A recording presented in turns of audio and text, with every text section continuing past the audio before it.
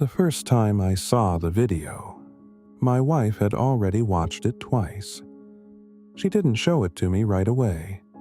She just sat at the kitchen table staring at me like she was waiting for something, like a confession.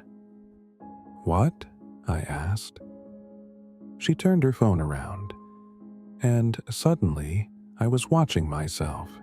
In the video, I was sitting in a car. My face, my voice, my jacket. Everything was mine, except I had never recorded it. On the screen, I leaned closer to the camera and whispered, "I never loved her. I married her because it was easy." My stomach dropped. My wife's voice came out quiet. "Do you want to explain that?" I laughed at first, because it had to be fake. Deepfakes exist. Everyone knows that. Except this one didn't look fake. The lighting matched my car. The reflection of the steering wheel moved when I moved. Even the small scar on my eyebrow was there. The video kept playing. "I'm seeing someone else now." My wife stopped the video. She didn't scream. She didn't cry. She just said something worse. "You could have just told me." I tried to explain. Deepfake, AI manipulation, someone messing with us. She nodded slowly, but she didn't believe me, because the video kept spreading. First, it appeared on a private forum. Then someone sent it to her sister. Then my coworker texted me, "Dude, is this you?" The video had been downloaded thousands of times. Someone had even slowed it down frame by frame.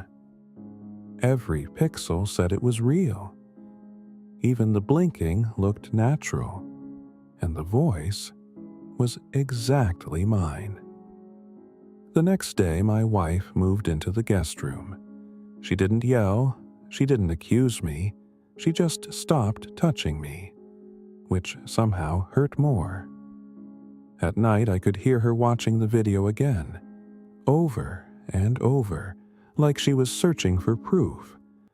Or maybe searching for the moment she started to hate me.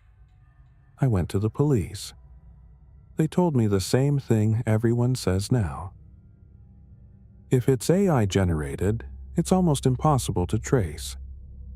Great, so someone could destroy my life and vanish. But the part that scared me most was how perfect the video was. The camera angle, the background noise, the reflection of passing headlights, whoever made it, knew my life. 3 days later, a second video appeared. This time, I was inside my office, talking on the phone. "I'll tell her next week," the fake me said. "I just need a little more time." The phone number in the video matched my real work phone. My coworker saw it. He stopped talking to me after that. My wife finally asked the question I had been dreading. "If it's fake," she said, "then who made it?" I didn't have an answer. But that night, I started thinking about something.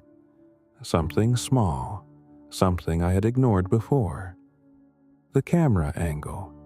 Both videos were filmed from the same side. Low, like someone sitting down, watching me. And then I realized something worse. Both locations were places only one other person had access to. My office, my car, my house, my wife. The idea felt insane. But I checked the security camera outside our house. 3 nights earlier, while I was asleep, my wife had gone into the garage. She stayed there for 20 minutes. That's where my car was parked. The next morning, I confronted her. I asked if she had been in the garage. She froze, just for a second. Then she said something strange. You checked the cameras? Not no, not why, just that. You checked the cameras.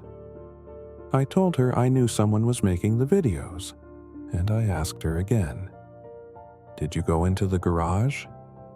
She looked tired, not angry, just tired. Then she sat down and said something that made my blood run cold. I needed reference footage. I didn't understand. Reference? For what? She slid her laptop across the table and opened a folder. Inside were dozens of files.